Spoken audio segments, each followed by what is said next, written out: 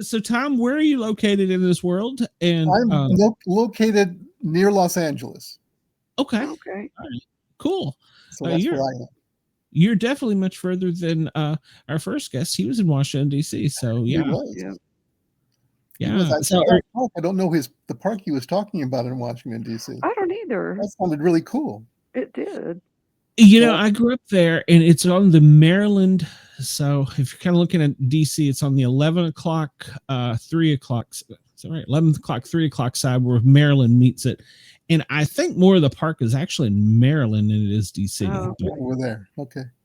But yeah, it's a huge park. But I grew up on the Virginia side, so I didn't get to go over there. We had our own little parks on that side with Fort Hunt and Mount Vernon and all kinds of different areas. So, but yeah. So, Tom, you've written a book. Now you've written a Southern mystery style journal book. Yeah, What's I have Yay. called Jolly Roger. Jolly Roger. Right. So tell us a little bit about your book, how you got to the premise of writing the book. Oh, it's such a long story. Tell it. It all started. It started with my father. No, well, it did actually. My dad was born in Lake Charles, Louisiana, in 1909. Right, so a long time ago. My dad was born there, and I grew up hearing stories about Lake Charles and Jean Lafitte, and his treasure, and that was one of the. My dad loved to tell stories, and it was hard to tell sometimes whether they were true stories or they weren't true stories. And I'm pretty sure that the story about the 10-legged jibberjacker was not true, but I don't know that for sure.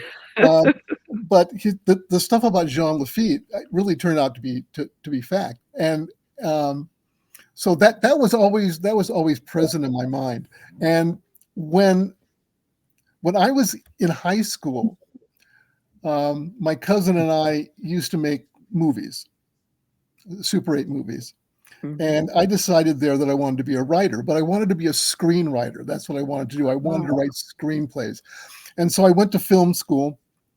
And when I got out of film school, I started writing, and I've had stuff optioned, and I've been commissioned to write stuff, but I've never, ever had anything done. I've never had anything produced. But I got sidetracked from writing myself when I went to work for a motion picture company. And I started in the mailroom there, and I wound up being head of motion picture development, right? So I was working with writers and developing their screenplays. So I became really good at structuring screenplays and doing all that stuff. And I never, ever thought about writing a novel. That was not something that I ever thought about doing, because whenever I think of a story, I always think of it in terms of a screenplay. How are you going to structure it with a screenplay? And I've been looking at Amazon, not Amazon, I'm sorry. I look at Amazon all the time. Me too. When you look at your heritage, your family, right? And so I've been looking at that a lot, and I learned some really interesting things about the family. And there's this whole branch of the family, the Chrétiens. It's my great grandmother was born a Chrétien. And what I discovered about the Chrétiens was, well, they have this big plantation, actually the Chrétien Point plantation, which the interior was used and Gone with the Wind, or it was patterned. Tara was patterned after this plantation, and I never even knew that was part of the family. But what I discovered was they had a real link to Jean Lafitte. So Lake Charles has this link to Jean Lafitte. And my family they're right outside of Baton Rouge, they also had this link to Jean Lafitte. So this story started coming together to me about if if Jean Lafitte had this treasure, and the treasure, by the way, is not your ordinary pirate treasure. The treasure of Jean Lafitte is supposed to be Napoleon's crown jewels. Mhm. That Napoleon knew his time was getting slim in France. He was going to have to get out. And he planned on leaving France, fleeing France, and going to New Orleans. In fact, in New Orleans, there's Napoleon House, which is supposedly the place that was bought for Napoleon. Oh. The story goes that Jean Lafitte actually got the crown jewels from Napoleon, and his job was to take them to New Orleans and keep them safe. But on the trip back, of course, him being a pirate, he was being chased by both the British and the Spanish. So he sneaks up the Calcasieu River out of the Gulf of Mexico and into the bayous. And that's what he used to do. And he buried the treasure someplace. And so the story my dad always told was that he buried it on Contraband Bayou, which is called Contraband Bayou because that's where Jean Lafitte used to hide. So this story just began to percolate in my head about, there was this family, Lake Charles is named after Charlie Sallier. They were good friends with Jean Lafitte. So this story about Jean Lafitte leaving clues to the treasure with both the Sallier family and the Chrétien family. So I had to find a way to bring those two together. So there's this modern story, a murder, where Roger Chrétien is murdered. And he was supposed to be married to Margot Sallier. And so Roger's brothers come into town to bury their brother, and they get involved in not only solving the murder of their brother, but also in looking for the treasure.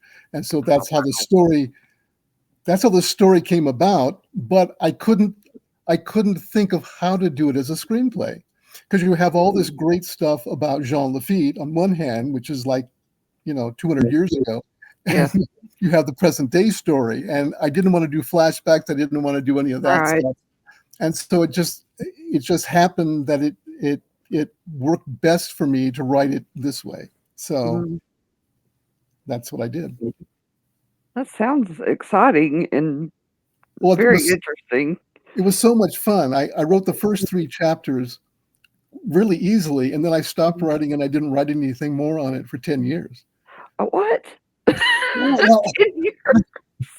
That's a writer's break or pause there. It was like, I got to this point, and I went, I'm not sure. I had this outline. I had this outline of the story. I knew where it was going to go, but I went, I really have to flesh it in a little bit more, because when you write a novel and you realize you have to be writing at least 50,000 words, like that's daunting. That's like, I don't know whether I have 50,000 words that I can write. Of course, when it got to the end, the first draft was over 100,000 words. So I shouldn't have worried about it that much. Yeah, you weren't short of words. I wasn't short of material either. But I really had to sit down and, also life was going on, right? I was principal at a school, and all this other stuff was going on, and so this was not a high priority to me. But once I retired, then I went, you know what? I solved the problems I had to solve, and then I went ahead. Then it was real easy to write the rest of the book for me. Well, I shouldn't say easy, but it went quickly after that. Yeah. That's a lot of procrastination. It was.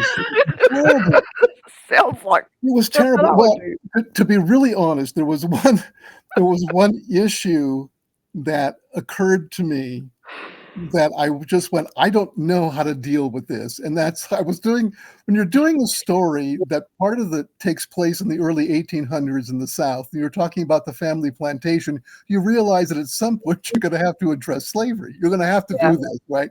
And the characters in the story are going to have to address this, right?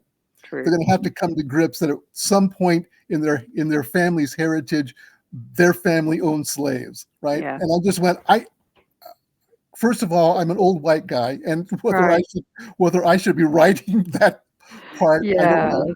And how to do it without it completely overpowering the book, I really didn't know. And so but eventually I just said, you know what? They're going to have a conversation. And Yeah. I knew where it was going to happen, and I just went, when I get there, I'll do it. And the funny thing is that it did not happen the way I planned it to happen. I got to a point in the book, and these two other characters, one of the daughter and her boyfriend, are the ones that have the conversation, it's really interesting to me. I don't know if you've ever had this experience, if you've ever done writing, but it's always interesting to me how your characters can take control and decide what they're going to do. And it seems like you have no control over them at this point. It's like, this is what they're going to do, and they just do it. And you're just kind of sitting there, and you're typing it, kind of watching them almost do this. So it's really fascinating. It was fun. It is how the characters develop their own personalities and They their do. own And wants it's and like, needs. okay, Yeah, okay. that's cool. It was. I like So it. yeah, I'm really happy. Actually, I'm really, really happy with the way that part turned out, because I That's think it was good. really cool. That's great. Yeah. Yeah, I would not have a clue how that is, because I'm not much of a writer. I try, but I don't think it's just in me, or maybe I've just got eternal writer's block, but I'm better at running my mouth, and so Well, that's the first go step. figure. Yeah. It's like, I have to say this, because this is about the conversation we had with George. When you're talking about reviews, truly, this is like, I have on Amazon, I have 8 reviews. They're all they're all 5-star reviews, and Oh. people say amazing things that I boggle my mind, because they talk like I'm a real author, and it's Yeah. You're like, they I act don't like know. I'm a real writer. Yeah, really. And you were talking to earlier with George about imposter syndrome. You mentioned that, and I just had that conversation with somebody yesterday about Oh, coming did on here. I said, I have to go on this show, and I have to pretend like I'm a real writer. It's okay. I pretend like I'm a real podcaster, That's so So it's like, funny. okay. you get like 2 fans out of this. So That's hilarious. one of them's me, one of them's Dina. So. Yep. So anyway, Yeah. Yeah. but it's Well, the only thing my old man ever taught me was ABC: audition, go out there,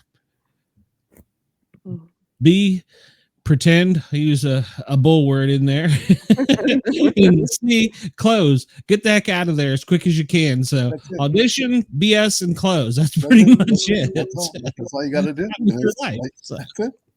Yeah. That's it. So Well, you I and found. I'm Go ahead, sorry, dude. you and George should get together if you write screenplays and Oh, you know what? Yeah, I know. I was listening to that, and I went, it's like, I wish I had the answer for him about, I was really part of the business like 30 years ago, and yeah. so all the people that I know are dead now. Oh, of course. That's how it always goes. You see, you could have lied and told you had a Hollywood Walk of Star there. So. I could have. I could have. You could have. I could. Yeah. Right. Well, it is true. When you do retire, I left Washington D.C. in '92 from the fire department there, and all the people that I worked with have all since they're gone, Right. and Yeah. so kids there now. That's So right. it is a weird feeling. It is a weird feeling. Yeah. I talk to people that I work with, and they're not dead. But they're retired. Yeah. And it's like we commiserate with each other, because it's like I don't know what's going on. I have no clue. Not a clue. So Yeah. it's hard. You feel like Oh, kind this of a is- has been, You know, it's like everything's behind you. Yes, I do. I keep trying to figure out what tomorrow's going to bring. It's challenged. What am I having for breakfast? I don't know. Oh well. It's fun. What brought me, it drew me to your book was I've always been a sucker for like the old pirates' tales, the old pirate stories, and that thing. And so that's what brought me to your book. Of course, obviously the name got me reeled in and went from there. But it just floors me. You wrote 3 chapters and in 10 years you didn't do anything with it. And I was really happy with the first 3 chapters, I have to say. I really was. And it wasn't like I can't finish this. I just didn't know how to finish it. Yeah. And because I would always come back to it. I always think about it, and I would always go, there were a lot of problems. There were a lot of questions I had. It was like, well, do I have enough material to write a whole book? And then, okay, I figured I probably had enough material. And then there was a whole slavery thing, which really puzzled me for quite a while. But also, I started with the structure that I started with the book is kind of an unusual structure. And I wasn't sure I could sustain it for a whole book, honestly. And what I finally realized was this. I said, I'm certain I can continue this structure for the first section of the book. I should explain that a little bit. Because when you structure screenplays, most of the time we think in terms of 3 acts, right? So you have the first act where you build the story, and then you tell the bulk of the story, and then the last act is like a play, right? Yeah. And that's what you think in. And so that's the way I structured the book. I structured in 3 parts. And so I knew that I could keep this same structure for the first part. And then I went, you know what? Nobody says that I have to continue this exact same structure for the next part. That's true. Because I'm running the book, I'm making the rules. Right. It's like I can do whatever I want. Yeah. So I went, so just let me finish. Because that's the way I find I work, is that I have to get to a tilting point. And once I get to that tilting point, I just finish it. And after 3 chapters, I wasn't there, and I knew I had to get to that point, and that was the end of the first part of it. Yeah. And then I could feel confident that I had the ability to write a novel. Yeah. And that's what happened. So that makes sense. I mean, well, and plus as we grow older, we all mature, and life happens, and so in a story like this, to me, it sounded like with the genealogy and things you were pulling from it, that played a big part of it as well. It did. Absolutely. And what I learned is that I'm in the midst of writing a second book. I had no intention of writing a sequel to the first book, none whatsoever, except I found another story in my ancestry, a brother of one of the characters that's a real life brother of one of the characters that's actually in the book, that he has a real interesting story to tell. So now I'm using that as a jumping off place. Yeah, jumping off point. Yeah. It's like, because in my book, what I do is I tell dual stories, right? I have the present day story, but I also have at the beginning of every chapter, I have a blurb that is part of the story, like the Jean Lafitte story I tell, that's separate from the story I'm telling, which is really interesting, because by the time the reader gets finished with the book, the reader actually has more information about what's going on than the people in the book, the characters in the book. So there are things that happened and they don't know why, but the reader knows why because they've seen it happen. Does that make sense? Yeah. I like that. Yeah,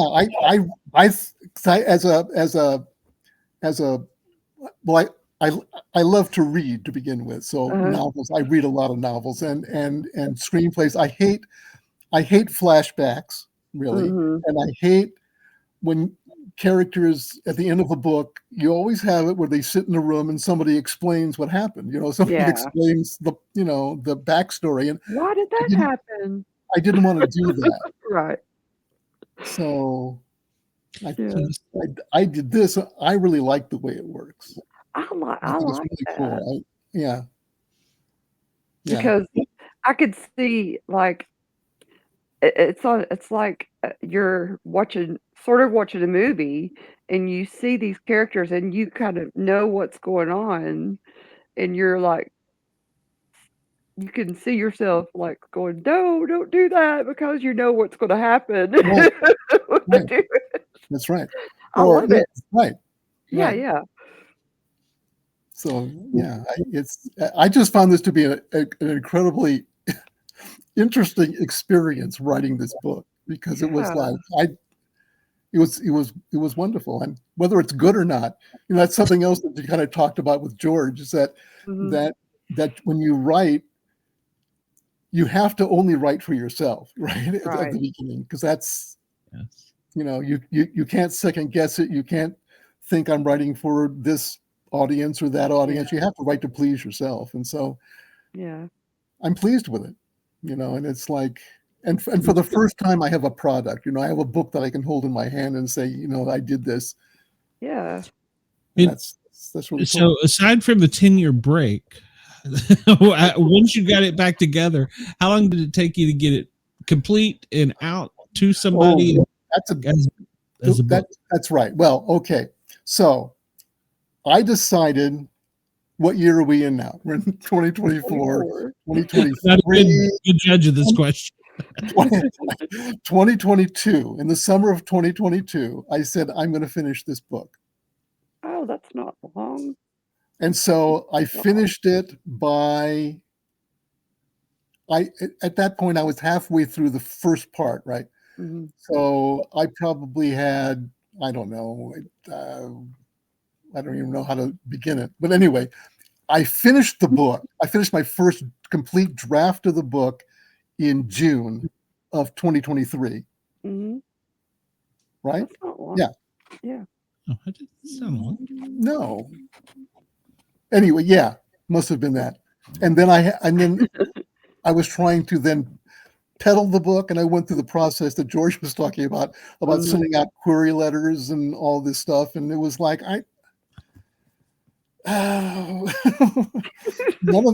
none of that worked. And so, doing research about it, you've got self-publishing and you've got this stuff, Mhm. and I don't know how to go about doing that. And I started reading about hybrid publishers, right? Where it's kind of like self-publishing, but it's not. They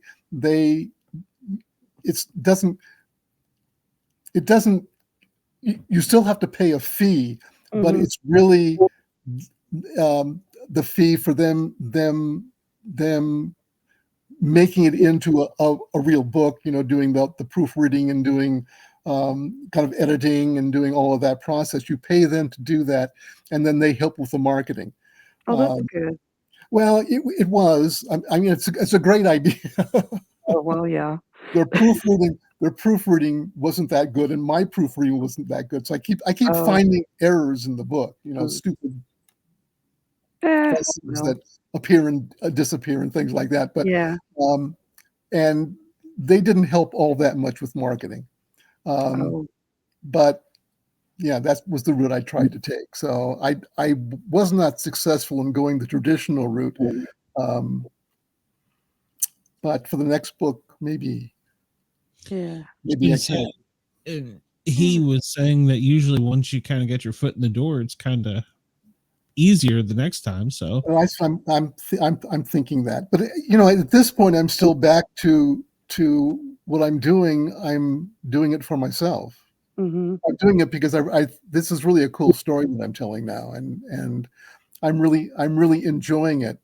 Um, One of the things that's really interesting to me is that in the first book, I was dealing with characters in crisis, right? Because Mhm. this brother had died.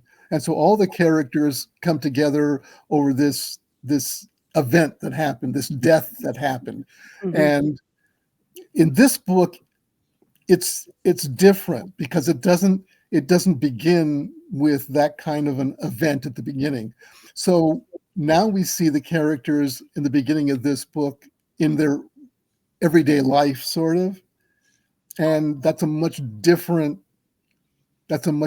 way to write, and then weaving in this other mystery part of the story and getting that started. So it doesn't start with a big bang, but that evolves over a period of time. So it's just a different way of approaching the story, and I'm really enjoying telling the story that way.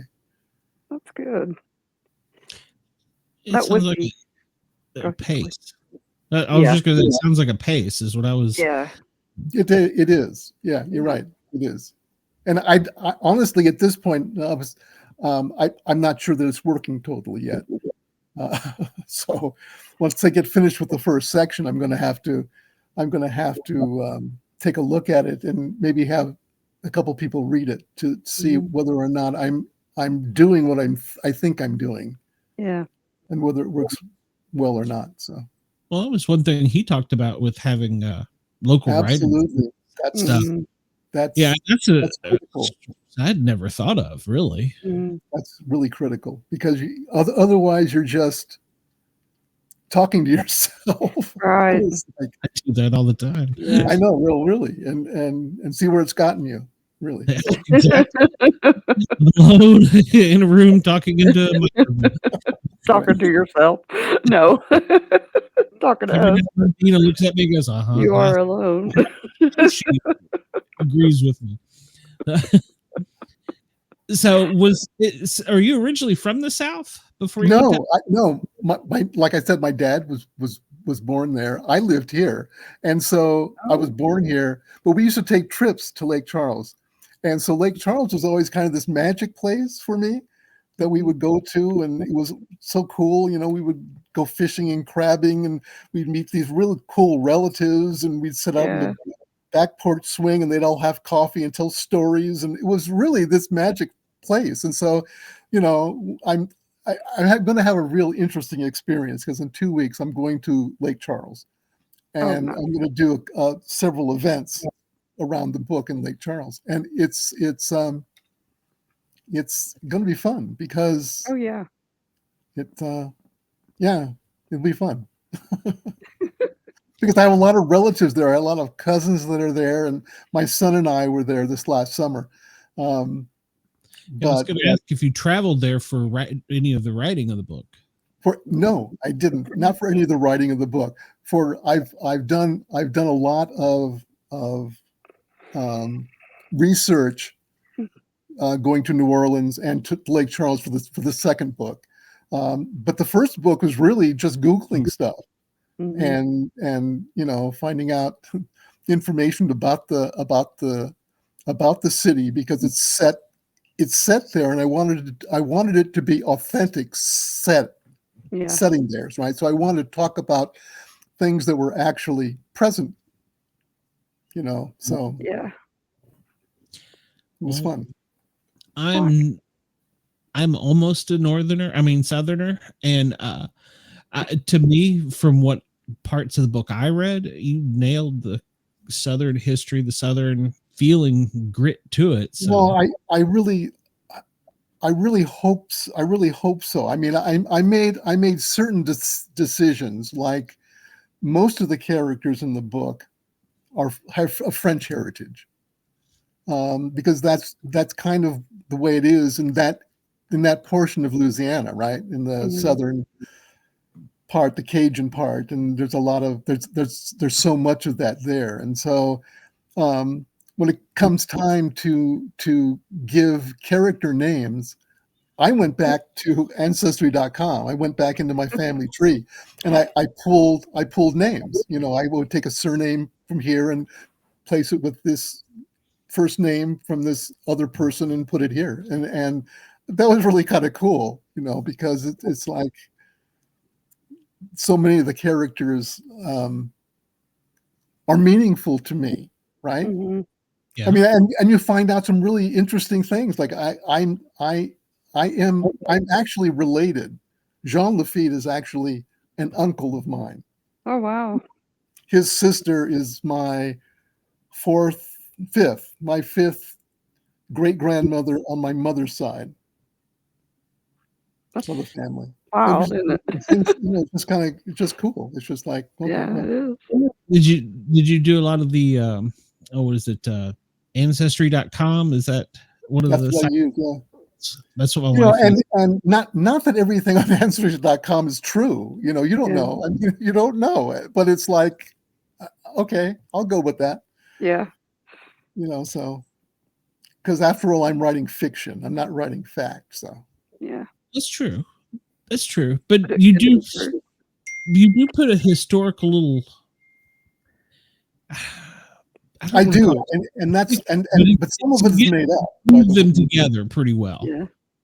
And so it's like some of the Jean Lafitte stuff is true. Some of this, and some of it's not, right? Mm-hmm. But Well, that's what. But it was fun. It Tall was tales, it was really neat to exactly to kind of create that world. Mm-hmm. And it was good. And in a pirate's life, we really never know what's true, what's false. And so it's like, I was funny. I was writing it, and I was in the second section, and I sent it to somebody to read, and she liked really the first section a lot, and she was liking the second section, and then she said, she looked up Jean Lafitte, and it was like, well, he wasn't a very nice man. He was a pirate. Well, he's a pirate, for crying out loud. Oh my goodness. I realized I really had to go in and kind of, I inserted a part in there where was the daughter of one of the brothers, Jenny, where she comes to that realization, that Yeah. we're talking about Jean Lafitte, but he was kind of a despicable person. Yeah, actually. he was a cad. As being kind of a heroic, and I don't know how much people really think about Jean Lafitte, but historically, the whole Battle of New Orleans, War of 1812, where he's kind of had a heroic figure in that situation. We kind of think about him historically as that, as opposed to a pirate. It's like He's kind of a Rhett Butler type. Well, you know what, but part of the problem is that I kind of wrote him that way, and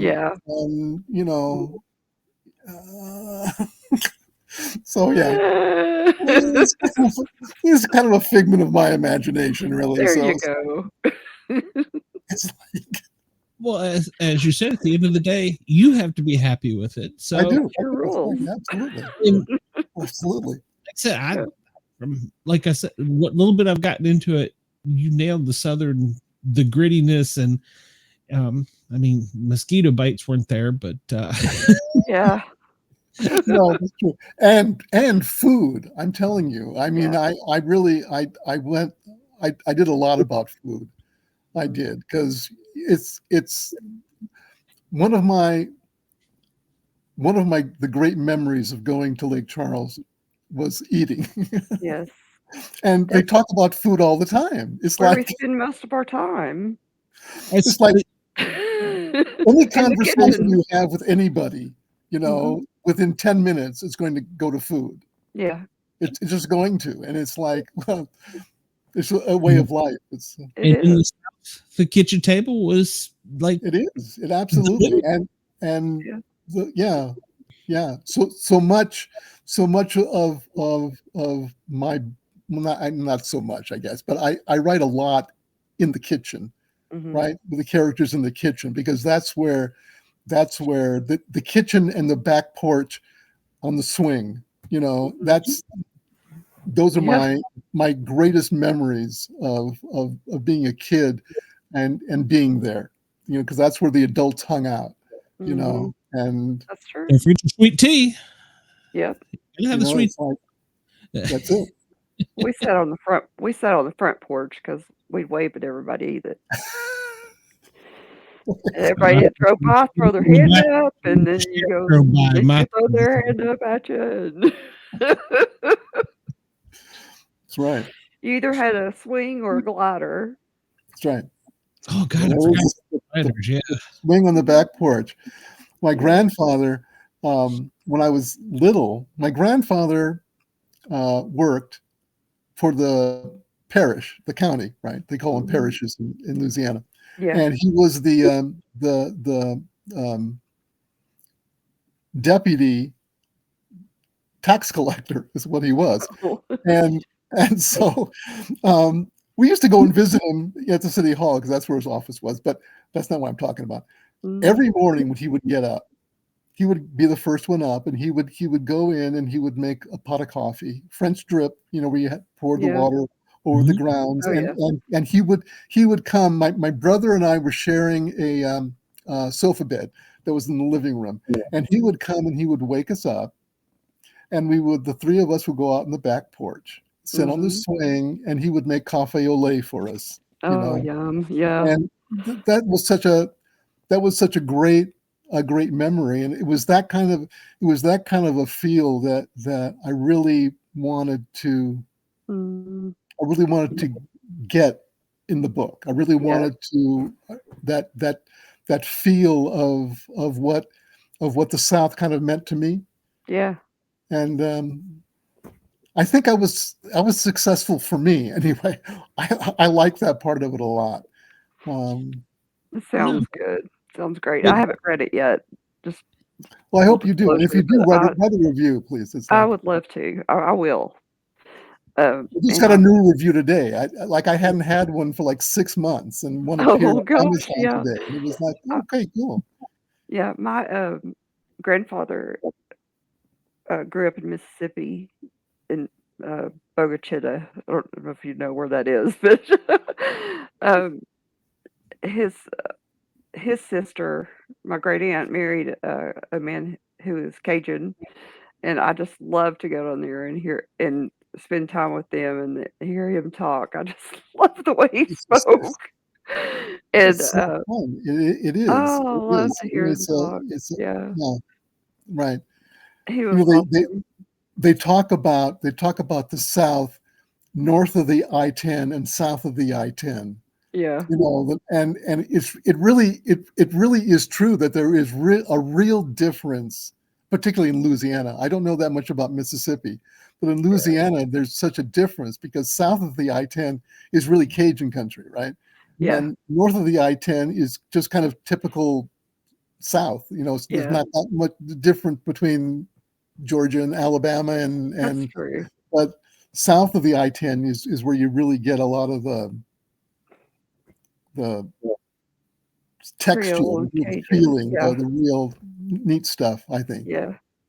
My great grandfather, he lived in Baton Rouge with his second wife, and I don't know. I remember visiting them there, but I'm sure we did. I just don't remember it.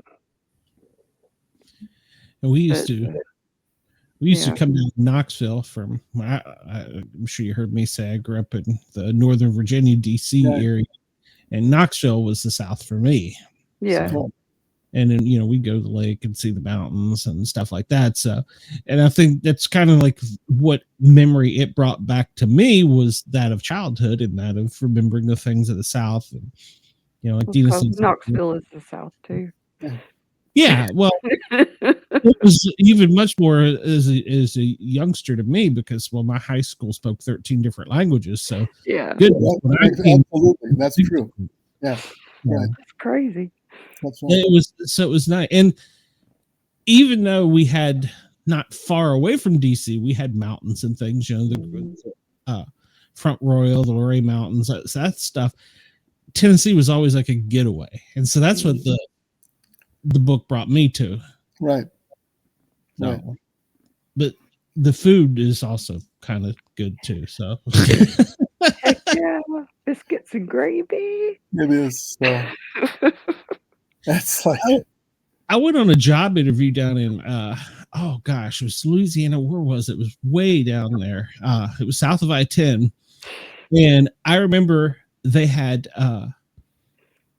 crawfish on everything. I had crawfish on man. crawfish.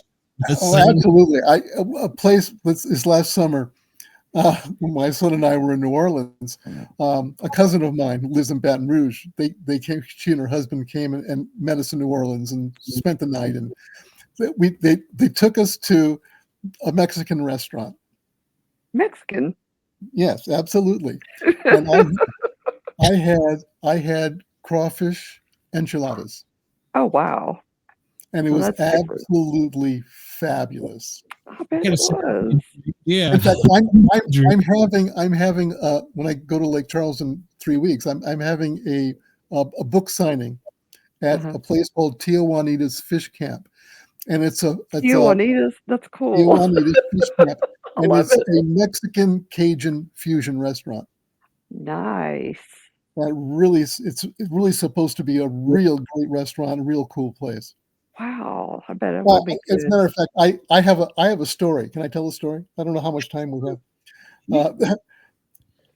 I decided I was going to go to Lake Charles this spring because every year, the first 2 weeks in May, they have this pirate festival called Contraband Days.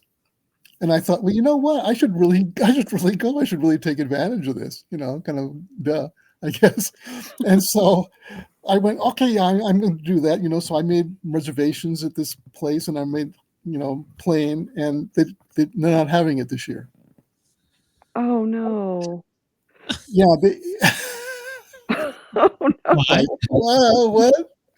No, they didn't have it during COVID, of course, and coming back from COVID, it was really been hard for them to kind of get traction, and so they decided not to have it.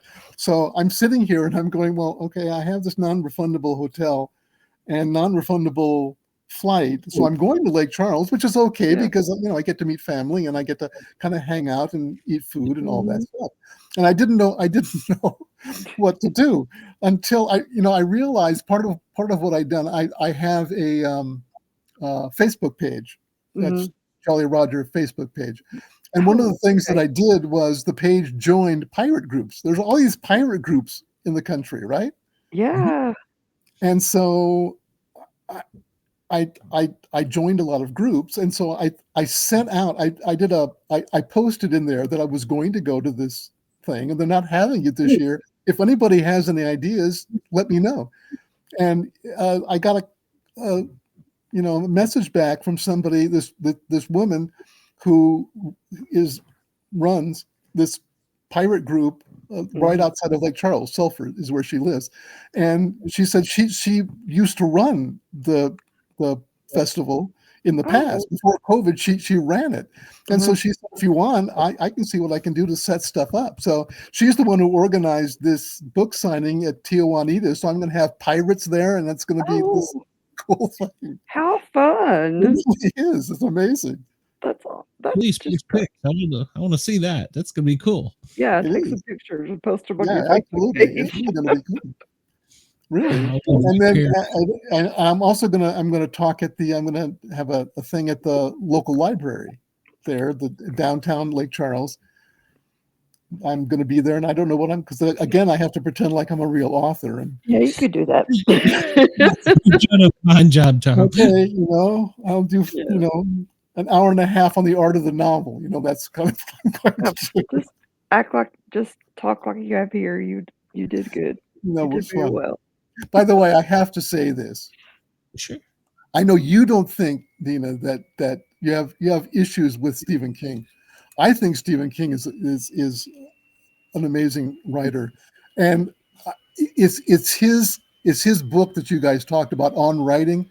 It's an absolutely fabulous book. And what's so interesting to me about this book is that you get this insight into Stephen King about. Because it's so easy to dismiss a writer like Stephen King as not being an author, right? It's like no. I love his writing. I just don't like. I know that's what you said. I understand that, but it's like he understands the craft of writing Mhm. so well. It really is wonderful. It's wonderful. I really love reading his stuff. I don't know if you've Yeah. ever read it. Oh, yes.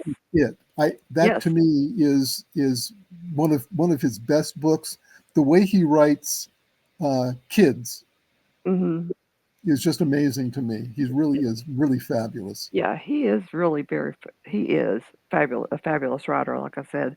And And it's just I think the things I think the reason I don't care for him much is he's just cranky and mean on Twitter. He is. well, he's He's an old so guy mean. now. He's an Yeah, old he guy, is. and you He have to is give just him so credit for that. And cranky it's like, and and also, awful. it's like He he's is been through stuff. You read what he talks about this. I think he talks about this in On Writing when he's talking about his the time that he spent when he was, you know, alcohol and drugs, oh, and, well, and, I saying, didn't realize all and that. saying that Maybe he doesn't even remember writing Cujo. And it's really? like Oh, man. Cujo, I See, think, is really a cold, Cujo is and the, to write oh, Cujo and not remember that you wrote it is it's yeah, that's amazing to pretty me. bad. Yeah, well, I'll give him a little break then, I guess. He's had a hard time. Well, he had that accident too, where he was hit by the car, and Oh, oh yeah. man, he was paralyzed, or yeah, it was weird. Yeah, He he came was. back from that, so that's why he's cranky. I think. Yeah, you're right. Yeah, you're right. He's a hateful man, though. One of the things I think about is I'm more into thinking about like athletes and stuff. And sometimes I wish get on the field, do your thing, shut up. I don't care. That's kind of the way I think about it. Right, Sometimes absolutely. it's great to see them play, but then when they come off of there and they open their mouth and you realize Then you go right, absolutely. Yeah, you Yeah, wouldn't think somebody would just like say, he's just so that author, he's just so mean. Don't he just shut up and write? yeah, that's right.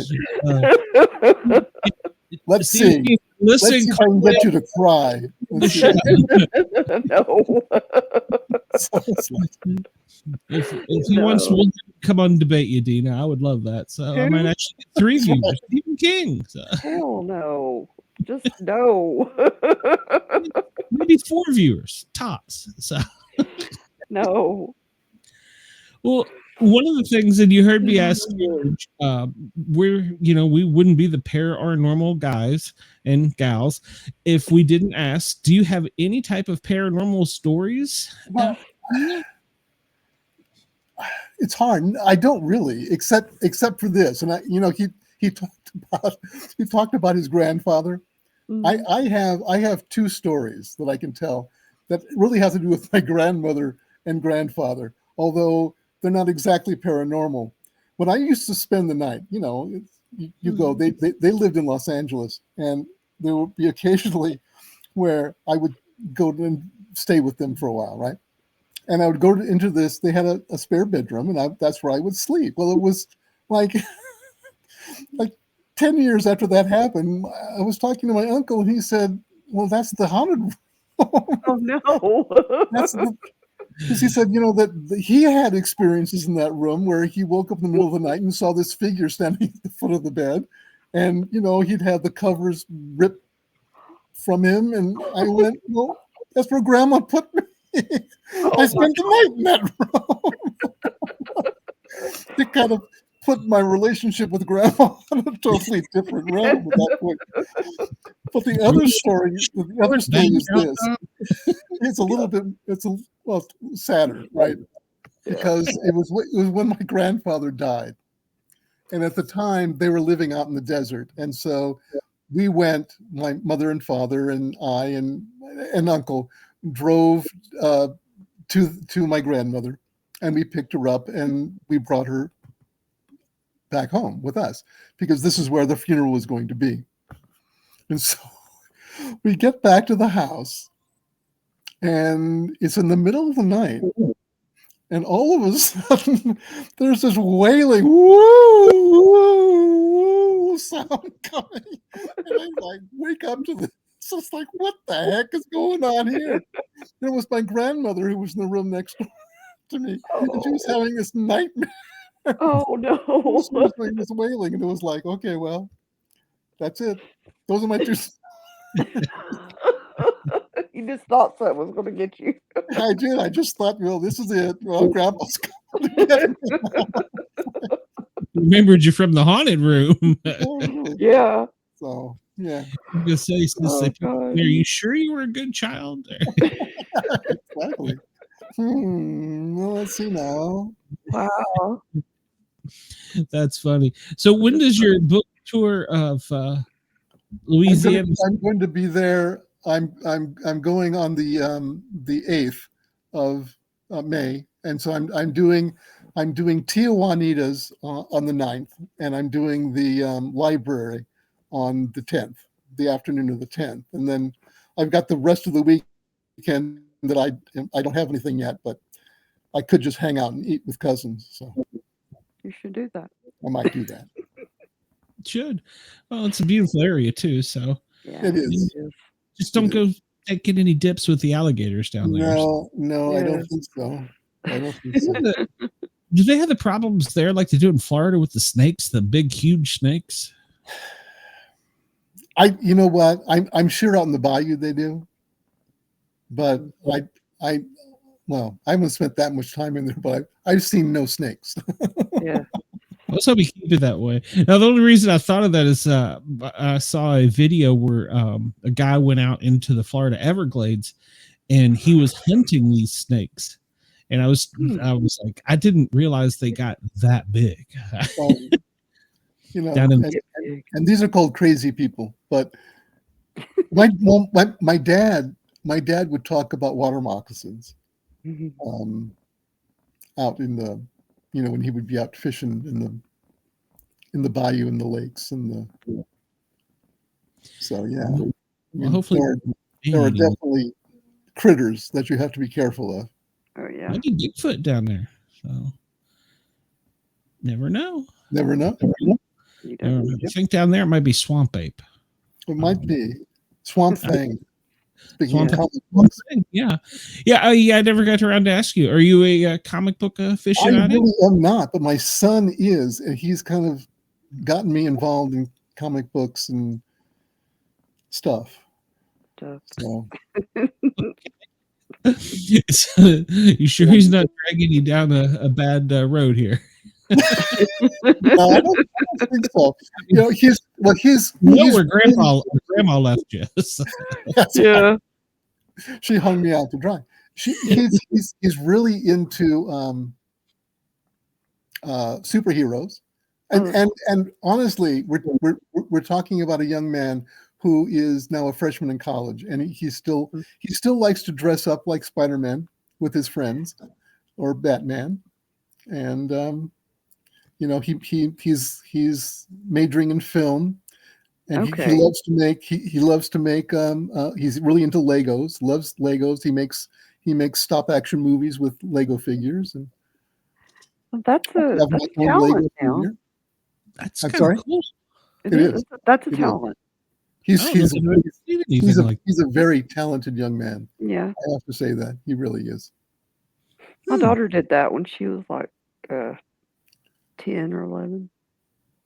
Yeah, really. Somebody telling, oh Lord. So, but what does he create? Legos, Excuse me. What does he create with the Legos to make the stop action? I've never heard of this. That's kind of cool. It is. I mean, he has figures, so he makes. He must have 100 Lego figures and sets, right? He's got this whole town of Legolopolis. It's like this. It's huge. Where he has all different kinds of things, and he squeezes in. There's parts of Hogwarts that are in there, and parts of it's amazing what he does, and he takes the figures then and creates these stories using the small Lego figures, stop action, and it's he has sets, and it's amazing. He started doing this. He's had his own Lego channel from the time like he was 10 years old. Hmm. Maybe wow. earlier than that, actually. That's I cool. might, He's been I'd, doing stuff. I'd like to see that. I really would. Let's see. It's well, that was Shut up, Glenn. He's trying to think. I'm trying to think of what his YouTube channel is. It's Plushco Boss. What is it? Plushco Boss. Plushco Boss. No, see that's the plushies. That's when he does Oh, plushies. yeah. Stop action with plushies. Yes, plushies. That's what my daughter did too. That's where She's married. that's where he started. Yeah, that's what she did. Yeah. Actually, with their plushies. Yeah, it's really pretty cool. It is. Of course, I'll check this out. she didn't stay in the arts, but I mean, she still Oh, does it's art. funny. But He went to he enrolled at the at Santa Cruz, Mhm. the University of California at Santa Cruz as a astrophysics major, oh, wow. and It's a change. he's decided to change into a film. Yeah. He's Okay. still really interested in astrophysics, but Hmm. it's like Yeah. That's a tough Yeah. subject. So it is a tough subject. Mhm. now, when you were in Hollywood, did you any major motion pictures you were involved in, or? I don't. Well, you may not know of any of them. I don't know if you know The Howling. The Howling. I did The Howling. I remember the I Howling. did Escape from New York. It's a Yep. picture that I did. Okay. I did a Chuck Norris picture called An Eye for an Eye. Hmm. Really nice little picture. I don't remember that Yeah. one. Night the Lights Went Out in Georgia. What is was it? Excuse me? What was the What was last one? The Night the Lights Went Out in Georgia. Mm-hmm. I did Cool. that. Seen that? So, yeah. Yeah. It was fun. I enjoyed that a lot. You're quite. Until I didn't. And then. Yeah. Well, it's like that with any job. Well, I mean, it is. I had my first real boss in Hollywood said to me one time, he said, this is a great profession. And as long as you're having fun, it's a great place to work. He said, when you stop having fun, you need to get out. And that's what happened. I stopped having fun and I got out. Yeah. it's good. It's good advice for anything. I mean, it really is. Absolutely, it is. Yeah. So, all right. Well, Tom, we have kept you longer because of the computer glitch and I don't know, the Matrix sucked up part of my internet feed or something. Absolutely. Actually, while we were doing this, I heard thunder and it just occurred to me. Apparently, the power blinked at the same time. Oh, must be it. The storm. So yeah. So I can't exactly blame AT&T if they can't No. help them. Features. So. No, well, you can. I would. They deserve. I still blame Xfinity. So Right. well, Tom, when you get the second book, I want to have you back. Okay. I'd love to come back.